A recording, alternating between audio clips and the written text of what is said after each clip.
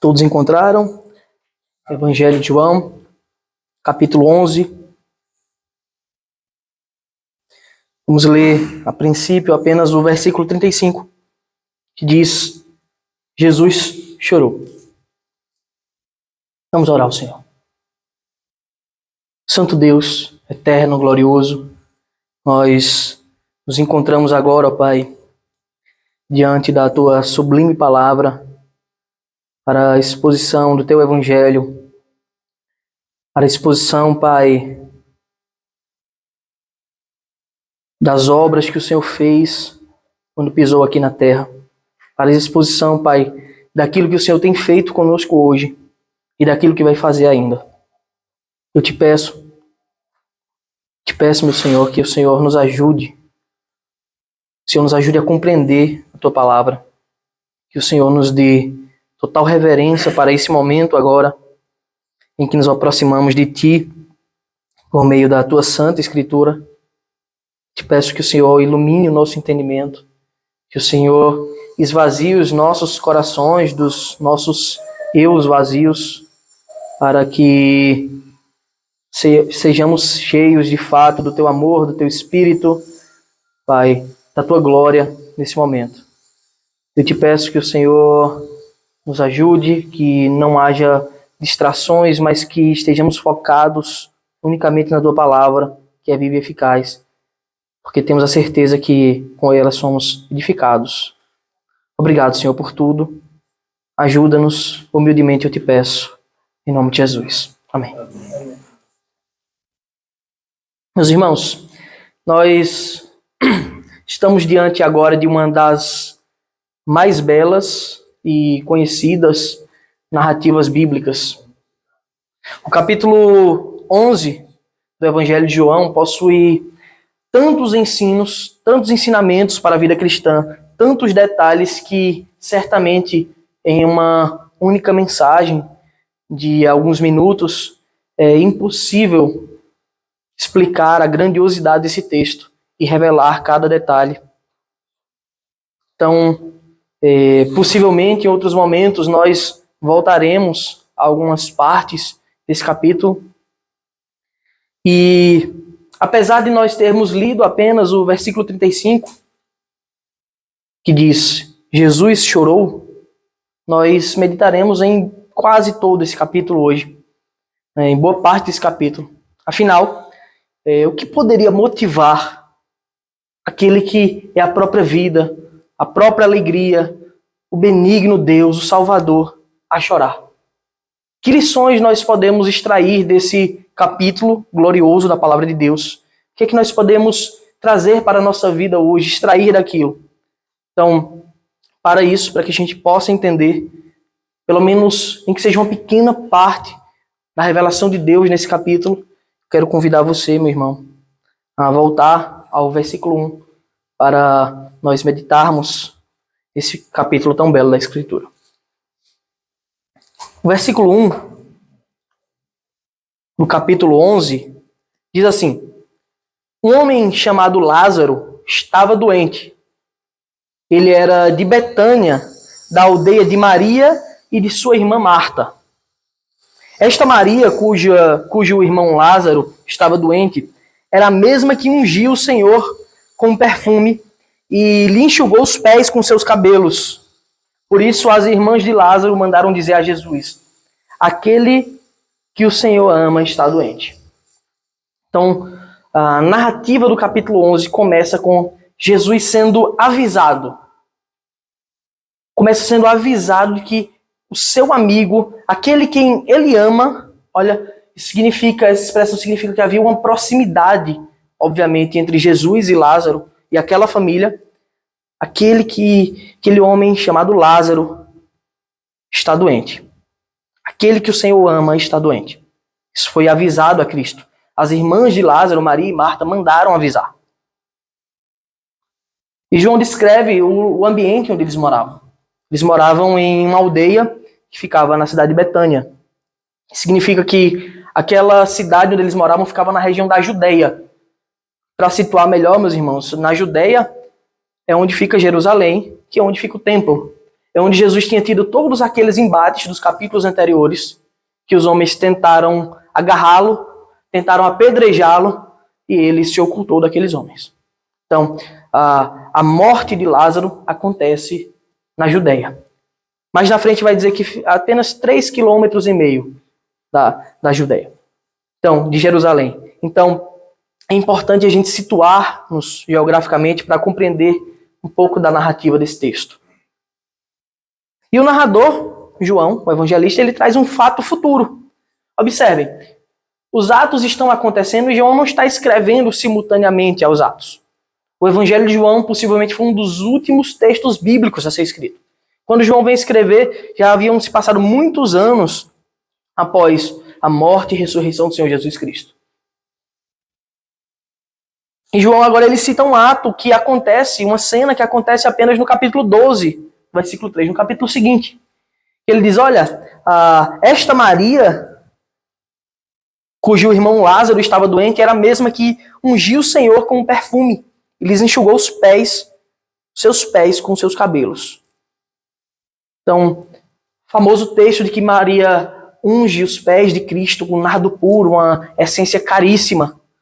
E Judas Iscariotes, que era ladrão, ele olha e diz, olha, isso é um desperdício, era melhor você dar esse nardo, vender esse nardo e dar o dinheiro aos pobres. E o texto deixa bem claro que ele não se preocupava com os pobres.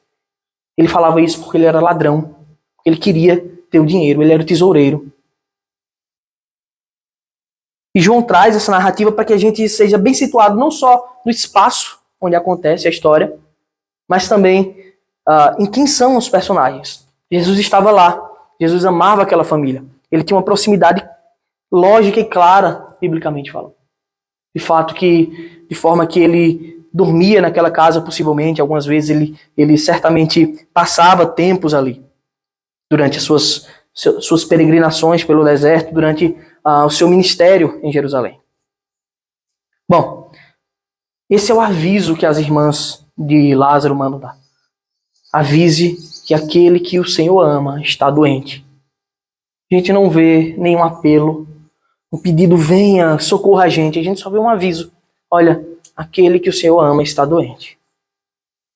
E ao receber essa notícia, diz o versículo 4, Jesus disse, essa doença não é para a morte, mas para a glória de Deus, a fim de que o Filho de Deus seja glorificado por meio dela.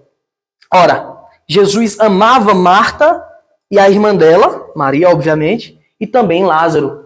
Como João deixa claro esse amor, esse sentimento que Jesus tinha por aquela família. Quando soube que Lázaro estava doente, ainda se demorou 2 dias no lugar aonde estava.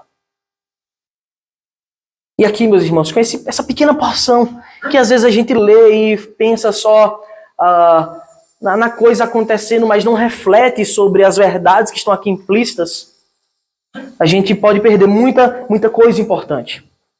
Aqui com esse texto, essa pequena porção, nós aprendemos que amor e sofrimento, que o amor e a dor não são coisas incompatíveis. Principalmente para quem é pai, quem é mãe, tem um senso de que não pode suportar ver os filhos sofrendo, um amigo sofrer, ou aquele a quem ama sofrer. Nosso instinto é de ir lá e proteger, mas somos ensinados por esse texto de que amor e dor não são coisas incompatíveis. Muitas vezes o Senhor usa o sofrimento, o nosso sofrimento, o sofrimento do seu povo, daqueles que ama, para que aquelas pessoas glorifiquem o nome de Deus. Para que aquelas pessoas sejam aperfeiçoadas, moldadas por Deus. Nós temos o exemplo de Jó e de sua paciência, resultante de tanto sofrimento, e da experimentação que Jó passou e de quem Jó se tornou. Nós temos o exemplo do apóstolo Paulo, em meio a tantos sofrimentos, em meio a um espinho na carne, ele aprendeu que a graça do Senhor bastava. Isso não significava dizer que o amor de Deus estava apartado de Jó, que o amor de Deus estava apartado de Paulo, ou de qualquer um de nós, quando padecemos necessidades, sofrimentos, dor, doença, angústia, tristeza. Mas significa dizer, como está escrito em Romanos, que as tribulações, elas produzem a paciência. E por consequência, a paciência ela produz no coração do crente que tem confiança em Deus a experiência. E a experiência nos revela a esperança de que temos um Deus. Não é uma esperança inútil, uma esperança de tentativa de talvez, mas é uma esperança certa de que tem um Deus que zela, anela e ama os seus filhos.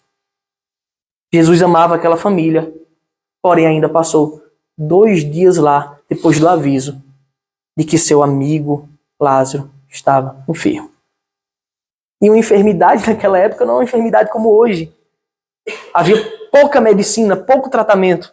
Então a possibilidade, quando Jesus ouviu essa mensagem, era que era uma enfermidade grave. Uma coisa que humanamente não tinha solução, não tinha jeito. Mas a verdade é que ele estava e está até hoje no domínio de tudo.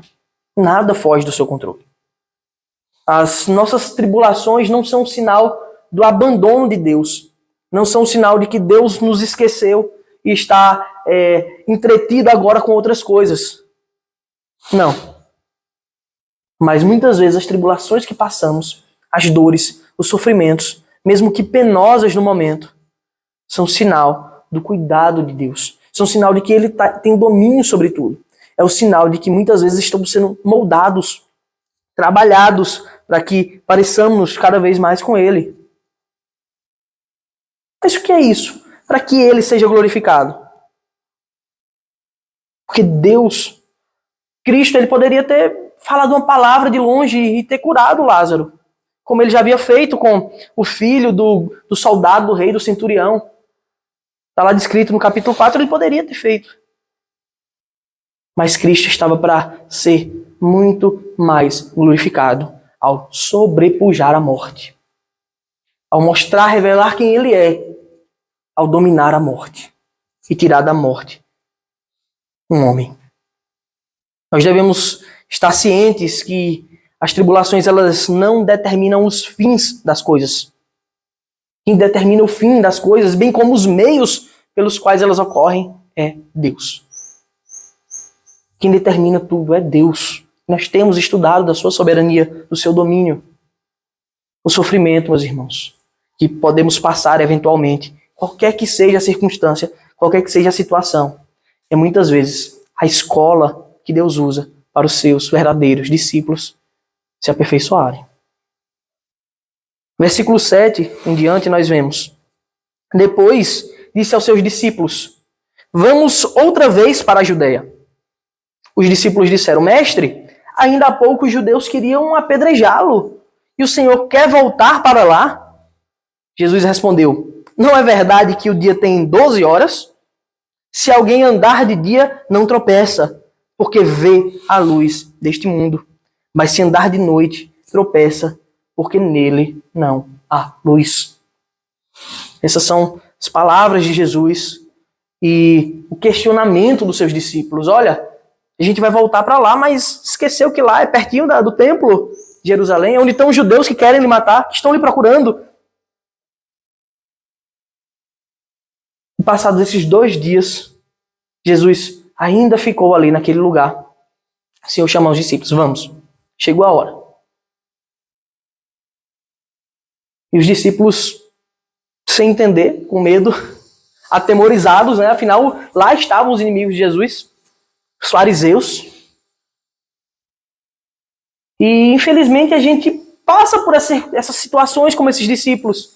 Mesmo nós que dizemos confiar plenamente em Cristo, plenamente em Deus, às vezes nós somos colocados em situações em que existe o caminho certo e o caminho errado para seguir. Porém, o caminho certo ele é sempre mais doloroso. É sempre mais complicado, cheio de percalços, de angústias. E era aquilo que estava acontecendo. Os discípulos olharam para Cristo e ficaram: como assim? A gente vai ter que ir por aqui? Lá estão seus inimigos que querem lhe matar. Mas Jesus tinha uma missão para fazer. E nós percebemos o quão tolo às vezes somos, como os discípulos foram, alguns deles nessa fala, ao em algum momento sequer duvidar do cuidado de Deus para a nossa vida. Duvidar do domínio. Eles estavam andando com o Mestre, com Cristo. E naquele momento eles duvidaram, eles ficaram atemorizados. Como pode ter medo aquele que é o próprio Senhor dos Exércitos? Como pode temer você que está com o Criador ao seu lado, se você diz amá-lo? Como você pode temer nas circunstâncias? Infelizmente, nós tememos. Revela a nossa natureza, a nossa humanidade, a nossa fraqueza, o pecado que habita em nós. Aqueles homens andaram com Cristo. Viu ele acalmar tempestades, dizer para o mar se acalmar e cessar as ondas. Levantou coxos, curou cegos, fez grandiosas coisas. Mas aqueles homens ouviram o chamado do Senhor para cumprir a missão e eles ficaram com medo. Nós muitas vezes somos assim. A gente já experimentou o amor de Deus em tantas áreas e temos medo de tomar aquela decisão que nós sabemos que é certa porque temos medo, porque não confiamos totalmente em Cristo. Ele falou, o dia tem 12 horas, nós somos chamados para andar na luz. Eu sou a luz, ele já tinha dito, se eu sou a luz, se vocês estão andando comigo, que mal alguém pode lhes fazer? Que mal alguém pode intentar contra nós? Sem a minha permissão, sem o meu decreto. Nós somos ensinados, meus irmãos, a sermos fiéis, obedientes de Deus. Mesmo que isso, aparentemente, possa custar a nossa vida. Mesmo que isso, aparentemente, demande a nossa existência, porque nós aprenderemos mais na frente que Ele é a própria vida. Que tudo está em suas mãos. Que nada falha, nada sai do seu controle. Porque eu vou temer, então, estar com Cristo, estar com o Senhor. Vamos ler a partir do versículo 11.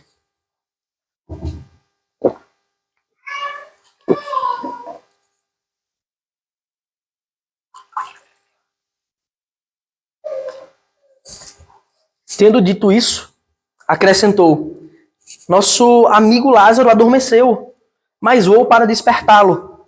Então os discípulos disseram, Senhor, se dorme, estará salvo. Jesus falava da morte de Lázaro, mas eles pensavam que tivesse falado do repouso do sono. Então Jesus lhes disse claramente, Lázaro morreu. Por causa de vocês, me alegro de que não estivesse lá, para que vocês possam crer. Mas vamos até ele. Então Tomé, chamado Dídimo, disse aos outros discípulos, vamos também nós para morrer com o Mestre. Primeiro nós vemos o Senhor, como o Senhor traz a notícia para os seus discípulos, de forma carinhosa, de forma misericordiosa, até nas palavras dirigidas. Ele diz, olha, o nosso amigo Lázaro adormeceu. O nosso amigo Lázaro dormiu. E eles não entenderam, não compreenderam bem. Mas ainda nessas pequenas palavras nós aprendemos que não há dádiva maior de podermos ser chamados de amigo de Deus. Maior ainda é a declaração dele para nós. O nosso amigo morreu. Absolutamente, meus irmãos, é a certeza de que com este amigo fiel, nunca estaremos desamparados. Nunca estaremos desamparados. Mesmo que a morte pareça ser uma divisão, isso não pode impedir o nosso Senhor de agir em nossa causa. E os seus discípulos, eles não tinham entendido, o texto diz, eles não entenderam. Acharam que apenas dormia. Falaram, se ele dorme, se ele está descansando, então está bem, ele está salvo. E aí Jesus agora fala claramente para eles. Às vezes os discípulos eles eram difíceis de entender as coisas. E essa dificuldade, meus irmãos, não era um fruto do acaso, mas fazia parte dos planos de Deus para que nós fôssemos ensinados. Fato é que após o Pentecostes, esses homens agora passam a compreender as coisas, a entender as ligações da palavra de Deus. E Jesus olha para eles e diz: Lázaro morreu. Dormiu era sinônimo de morrer. Nós vimos Cristo dizer: olha, eu me alegro por vocês não estarem lá. Como assim? Que momento estranho é esse de dualidade, de tristeza pela morte do amigo, daquele que amava, mas a alegria dos discípulos não estarem lá? Isso é porque o nome dele seria exaltado por todos.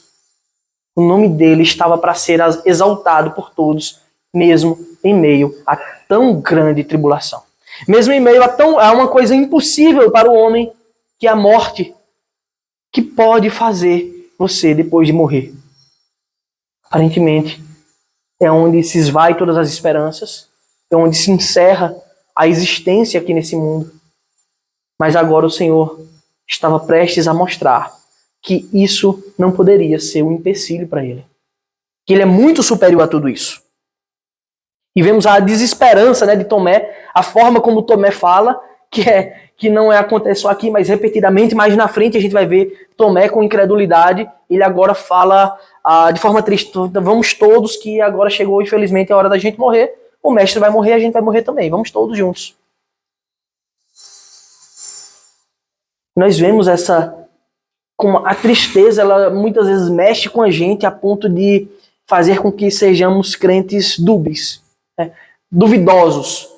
Em alguns momentos a gente vê a glória de Deus e fica feliz, alegre, e somos os super crentes. No momento seguinte, quando passa um pequeno vento frio, não precisa nem ser uma coisa grandiosa, a gente passa a duvidar. A gente agora perde as esperanças e parece que o Deus que a gente diz confessar não é o Deus que a gente vive na prática, que a gente diz servir e crer nele. Versículo 17. Quando Jesus chegou, encontrou Lázaro já sepultado havia 4 dias. Então, provavelmente, quando a mensagem chegou, poucos momentos depois, Lázaro morreu. Cristo passou 2 dias, possivelmente mais alguns poucos dias, 2 de viagem, talvez. Chegou lá, Lázaro já estava sepultado há 4 dias. Ora, Betânia ficava a mais ou menos 3 quilômetros de Jerusalém. Aproximadamente 3 quilômetros de Jerusalém. Isso mostra que era muito próximo. 3 quilômetros a gente consegue andar dentro da nossa própria cidade, tranquilamente.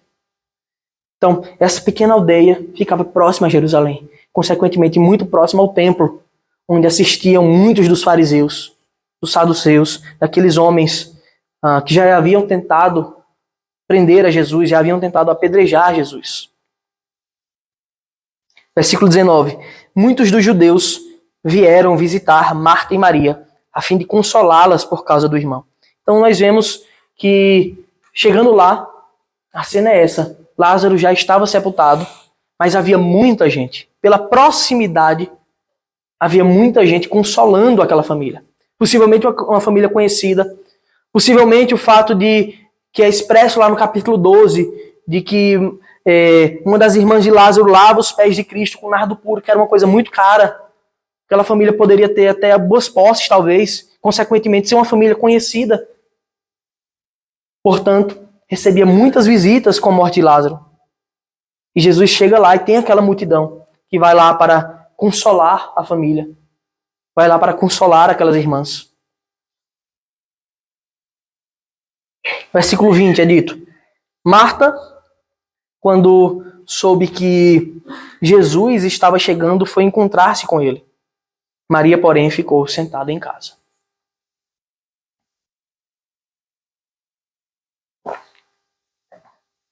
A quem faça a distinção da personalidade das duas, bem distintas. Enquanto uma trabalhava, a outra ficava aos pés de Cristo e estava fazendo aquilo que era melhor aos pés do Senhor. E agora nós vemos Marta sempre agitada, ouve que o Senhor está lá e vai correr para encontrá-lo, enquanto Maria fica em casa, mais pacata. Então, Marta disse a Jesus, versículo 21, se o Senhor estivesse aqui, o meu irmão não teria morrido. Olha as palavras de confiança em Cristo, mas também de dor, de tristeza. tem um se, tem uma condição. Olha, se o Senhor estivesse aqui, o meu irmão não teria morrido. E a tristeza que a tribulação causa nas nossas vidas muitas vezes nos faz perder momentaneamente as esperanças. Nos deixa atordoados, nos deixa perdidos e a gente fica confuso com as dores, com as angústias da vida. E muitas vezes a gente acaba aplicando essa confusão à nossa crença e acaba, em algum aspecto, ficando fragilizado na fé. Marta, ela disse, olha, se o Senhor estivesse aqui, meu irmão não teria morrido. Ela entendia que Jesus era uma possível solução, mas que agora aquela solução não servia mais de nada porque Lázaro já morreu. Ela confiava que Jesus podia fazer muitas coisas, mas para ela havia um limite. Jesus pode ir até aqui, mas agora ele já morreu, não pode mais. O tempo parece ser um impedimento. A distância, se você estivesse aqui, mas você não estava, a distância para ela parecia ser outro impedimento. Quanto mais a morte.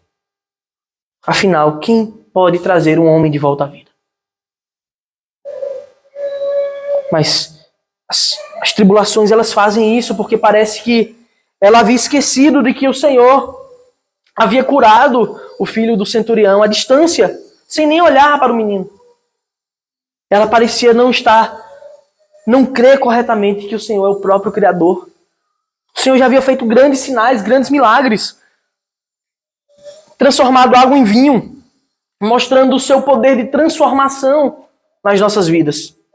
Que Ele podia trazer vida ao nosso espírito, nos transformar.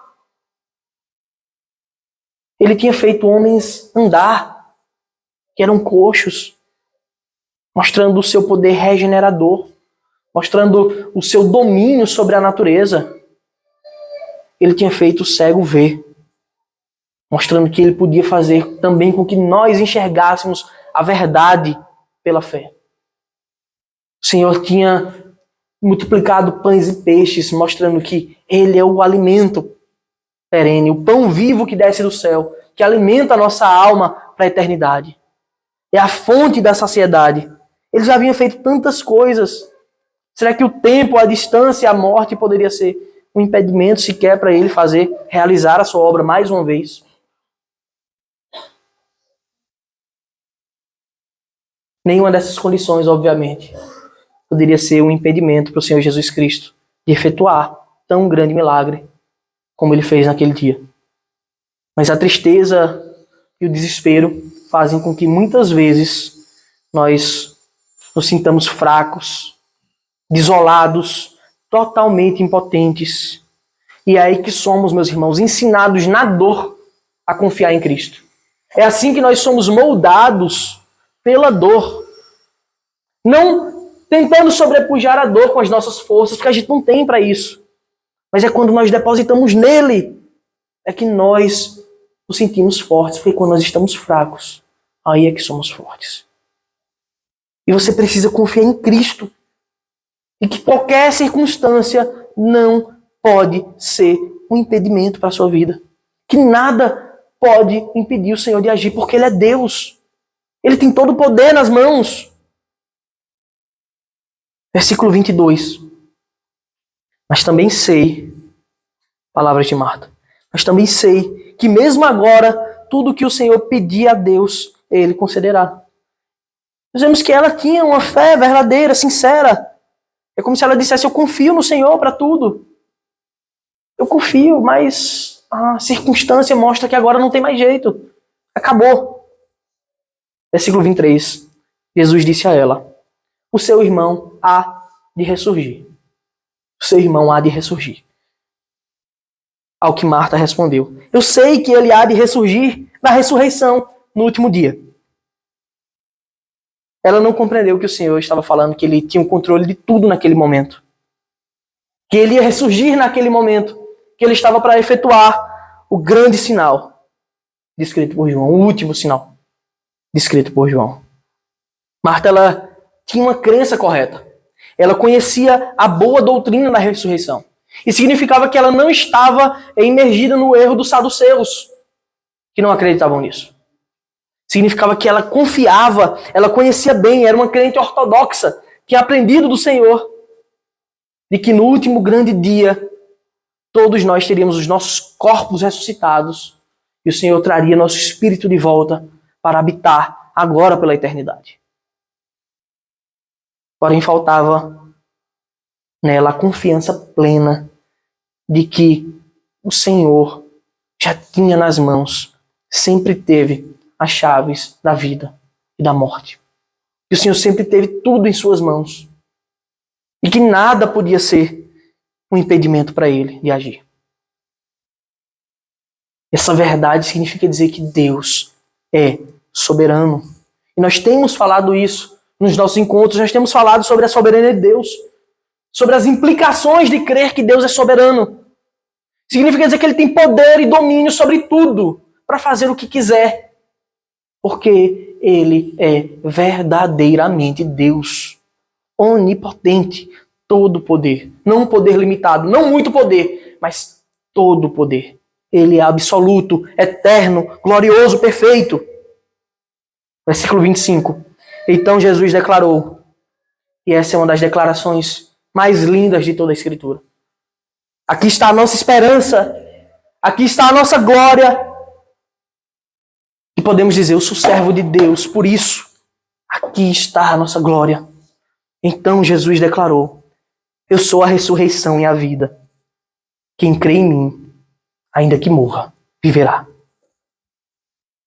Todo que vive e crê em mim, não morrerá eternamente. Você crê nisso? Essa é uma das mais sensacionais e magníficas declarações do Senhor. Aqui está a grande riqueza do Evangelho, da promessa perfeita de Deus, da vida eterna para os seus filhos. Eu sou a ressurreição da vida. Eu primeiro faço ressurgir e prometo que não mais vai sair dessa condição de vida, senão que vai ressuscitar para a vida eterna. Eu sou o que tem o poder criador. Fui eu quem disse, haja luz e houve. Fui eu que disse, faça isso e foi feito. Fui eu que fiz tudo. Fui eu que trouxe vida a todos os seres.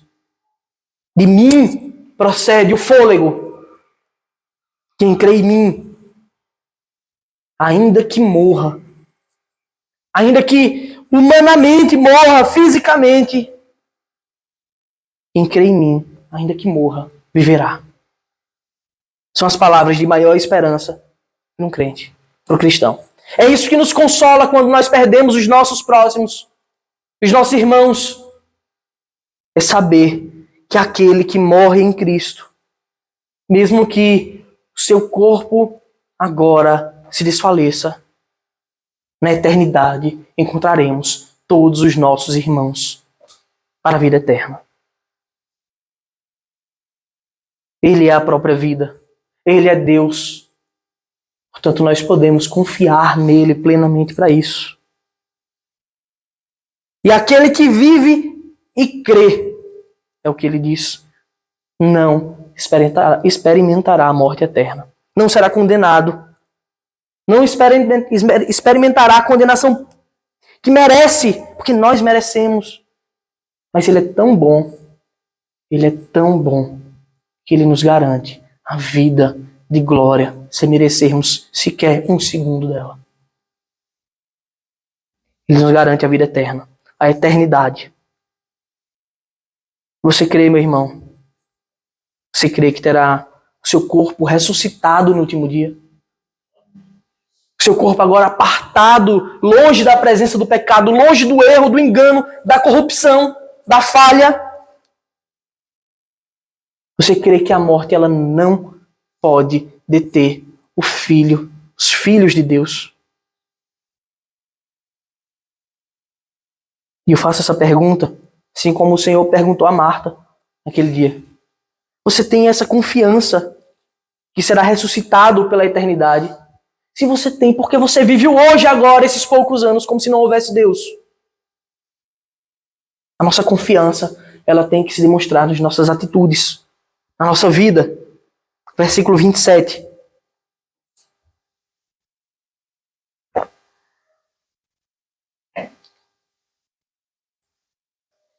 Marta respondeu: Sim, Senhor, eu creio que o Senhor é o Cristo, o Filho de Deus que devia vir ao mundo.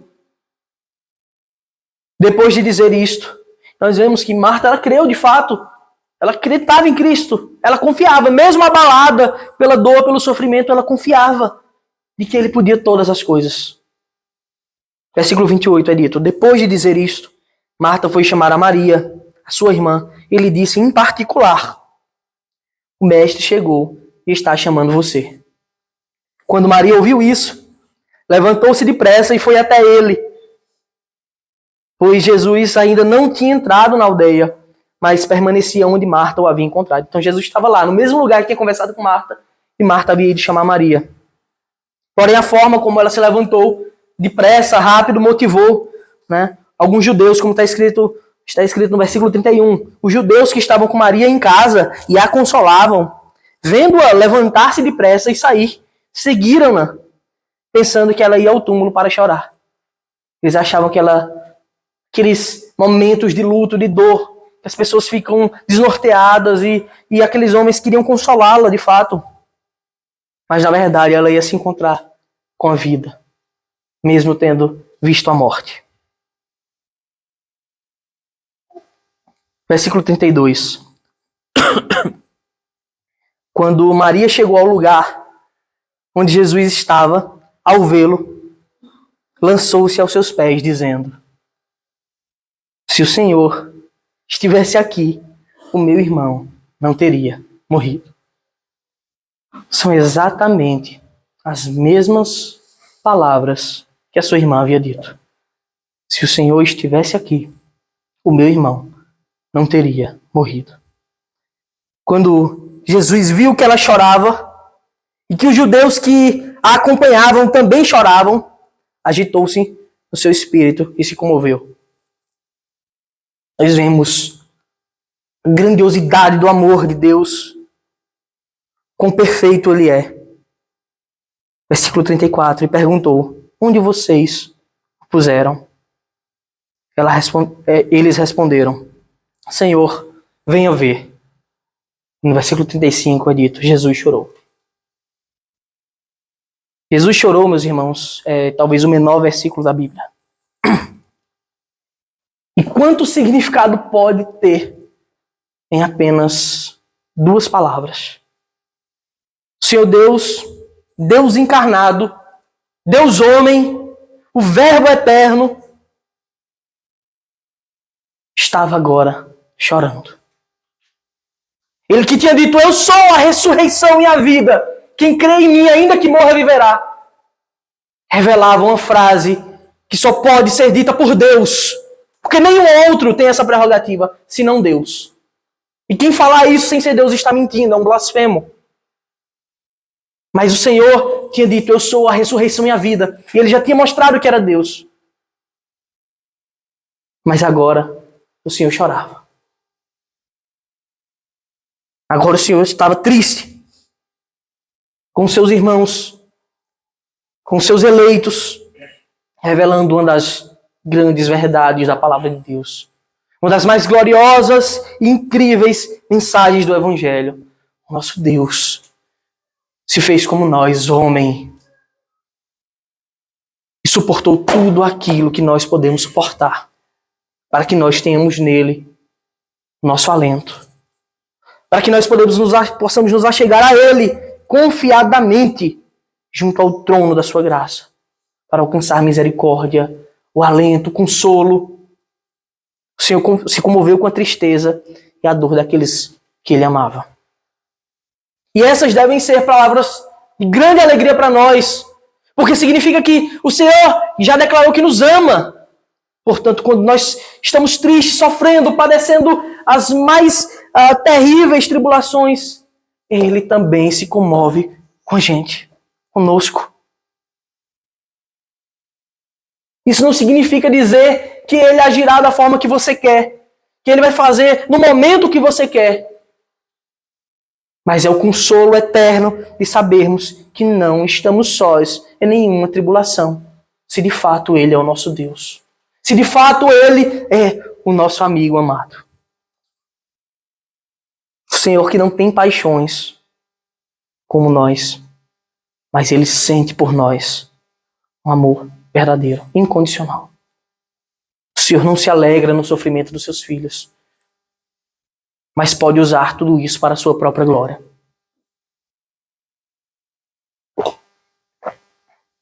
Jesus teve o seu espírito agitado. O texto diz que ele se agitou e chorou ao ver os seus sofrerem. Isso deve servir para nós de exemplo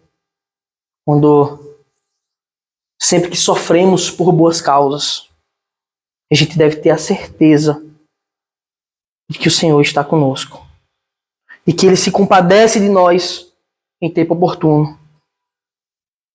Por isso ele mesmo declara no famoso Sermão do Monte: bem-aventurados os que choram, porque serão consolados. E ele mesmo é o nosso consolo eterno. Ele mesmo é a nossa alegria permanente. Ele é a nossa luz, é a nossa vida eterna. Ele é a nossa fortaleza em meio à dor. Nós podemos nos achegar a ele em qualquer circunstância, com a certeza de que ele eficazmente se compadece de nós. Com a certeza de que ele mesmo nos conforta. Ele mesmo, como está escrito, que é homem de dores e que sabe o que é padecer. Jesus chorou nos revela, meus irmãos, muitas verdades. A glória do seu amor, mas também a miséria dos nossos corações. Jesus chorou ao ver que seu amigo estava sepultado há 4 dias. Que seu corpo já entrava em putrefação, já cheirava mal.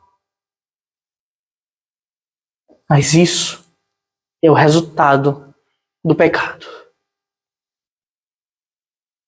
O salário do pecado é a morte. O Senhor Jesus chorar significa que temos grande alento naquele que se compadece de nós e grande tristeza em nós mesmos, porque Lázaro morreu merecidamente. Ele pecou. O salário do pecado é a morte. Quão miserável é a condição do pecado.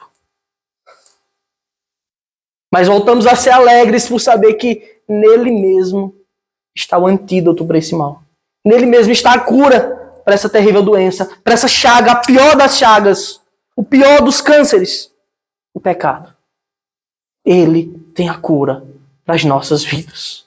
Ele tem a cura para as nossas almas. Ele tem em si mesmo a redenção do mundo.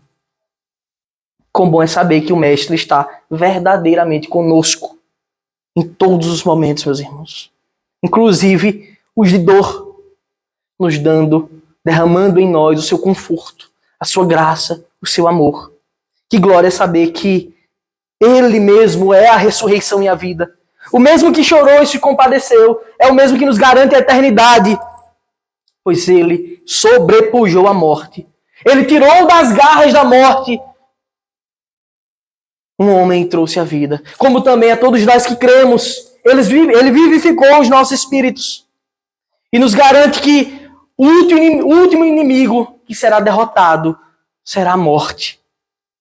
Fato que, onde está a morte, o teu aguilhão? Onde está a tua vitória, morte? O aguilhão da morte é o pecado. Mas ele veio de uma vez por todas acabar com isso. Por isso nós podemos nos alegrar. Porque tragada foi a morte pela vitória de Cristo. Versículo 36. Então os judeus disseram: vejam o quanto ele o amava. Mas alguns disseram: será que ele que abriu os olhos ao cego não pode fazer com que Lázaro não morresse? Isso aqui é o coração do homem. Aqui está a corrupção. Essas frases mostram a maldade daqueles que olharam para o Senhor e disseram: ele não pode fazer nada disso. Se ele pudesse, cadê Lázaro, que não é amigo dele? Enquanto uns perceberam o tamanho do amor do Filho de Deus pelos seus eleitos, pelos seus irmãos, pelos seus servos, outros questionaram o seu procedimento, questionaram a sua capacidade. Jesus podia curar Lázaro a qualquer momento. Ele é a vida. Ele é a luz. Esse é o último milagre, meus irmãos, que o evangelista João descreve, porque agora estava próximo de Jesus entregar a sua vida. E ele encerra, os sinais descritos por João se encerram aqui, porque a Páscoa estava próxima e ele agora estava para entregar a sua vida. Versículo 38. Jesus, agitando-se novamente em si, foi até o túmulo, que era uma gruta em cuja entrada tinham colocado uma pedra. Então Jesus ordenou: tirem a pedra. Marta, irmã do falecido, disse a Jesus: Senhor, já cheira mal, porque está morto há 4 dias. Jesus respondeu: eu não disse a você que se cresce, veria a glória de Deus? Marta, você precisa confiar em mim, Marta. Eu não disse a você que se você crer, você vai ver a glória de Deus. Mas Marta argumentou com o Senhor: Senhor, já cheira mal. E Jesus dá uma ordem: tire a pedra. Então, tiraram a pedra. E Jesus, levantando os olhos para o céu, disse: Pai, graças te dou porque me ouviste. João não escreve que Jesus pediu nada, porque aqui revela a unidade do Senhor com o Pai, pois eles são um só. Mas revela o Senhor agradecendo: Pai, graças te dou porque me ouviste. Eu sei que sempre me ouves, mas falei isso por causa da multidão presente, para que creiam que tu me enviaste. E ainda assim o Senhor se preocupava com o seu povo, que havia de ouvir tais palavras e observar a sua união com o Pai. Graças te dou porque me ouviste. Esse é o diálogo de Cristo com o Pai. Ele sempre me ouve. Ele sempre me ouve porque nós somos um. E eu faço isso para que creiam em mim. Para que vocês vejam que eu posso mudar tudo. Depois de dizer isso, clamou em alta voz: Lázaro, venha para fora. Aquele que tinha morrido saiu, tendo os pés e as mãos amarrados com ataduras e o rosto envolto num lenço. Então Jesus lhes ordenou: desamarrem-no e deixem que ele vá. Interessante, porque aquilo que o Senhor fez é aquilo que ninguém podia fazer. Mas as ordens dele é aquilo que todos podem fazer. Tire a pedra. Qualquer um podia tirar a pedra. Qualquer um podia desamarrar aquele que foi amarrado com as ataduras. Mas ninguém, senão ele, podia dizer: Lázaro, vem para fora. Mostrando que ele é Deus, mas que nós devemos cumprir as suas ordens, cumprir a sua missão e pregar o Evangelho, com a certeza de que só ele ressuscita o espírito do perdido. Muitos dos judeus que tinham vindo visitar Maria, vendo o que Jesus havia feito, creram nele. Outros, porém, foram até os fariseus e lhes contaram o que Jesus havia feito. Certo comentarista afirmou que a obra da redenção realizada por Cristo é maior que a obra da criação. O motivo é que na obra da criação não havia oposição alguma. Deus disse: haja e houve, faça-se assim, e foi feito. Exista isso, existiu. Ele chamou todas as coisas à existência pelo poder da palavra. Já a obra da redenção, ela só apresenta oposição. Mesmo que essa oposição seja ineficaz, é apresentada várias oposições. O pecado, o próprio pecador, a carnalidade, o diabo, seus demônios. Mas agora o Senhor revela a sua glória ao chamar Lázaro. Diz, Lázaro, vem para fora. Com a mesma voz onipotente que ele disse, haja luz. Ele olha para o túmulo e diz, haja luz. E ouve. E ele surgiu. E ele veio para fora, vivo. Esse sinal, mais uma vez, revelava quem ele é. Agora, de uma vez por todas, eu não só transformo os alimentos, eu não só transformo a natureza, eu não só domino sobre toda a criação, mas agora eu triunfo sobre a morte. Lázaro, vem para fora. Seu milagre, obviamente, é um grande espelho da obra redentora. O Senhor vivifica os seus eleitos. Como está lá em Efésios, Ele vos deu vida, estando vós mortos em vossos delitos e pecados. Enquanto a gente andava segundo o curso do mundo, agora Ele nos vivificou para si mesmo. O mesmo Jesus que levantou Lázaro é o que te chama para um relacionamento pessoal com Ele. É o amigo perfeito, o mestre, o Senhor, o Salvador. Ele é plenamente Deus. Encerro a mensagem dessa manhã voltando para aquilo que o Senhor disse, os versículos 25 e 26, que devem ser um grande estandarte para nós, os crentes, para estar impresso na nossa mente constantemente, para que a gente nunca fraqueje e nunca esqueça de quem é o nosso Deus. Então Jesus declarou, eu sou a ressurreição e a vida. Quem crê em mim, ainda que morra, viverá. E todo que vive e crê em mim, não morrerá eternamente. Você crê nisto? Amém. Oremos. Deus glorioso, Deus eterno, nós te damos graças, Senhor, por tamanha salvação que o Senhor nos tem dado. Nós te damos graças, Pai, pelo teu amor que é infinito, pela tua glória, pela tua majestade. Nós te damos graças porque o Senhor é bom. Te damos graças porque nós não poderíamos ter feito nada por nós mesmos. Nós te damos graças porque nós não somos merecedores da tua salvação. Mas o Senhor decidiu nos amar, o Senhor decidiu nos salvar, o Senhor decidiu nos fazer viver eternamente para a sua glória.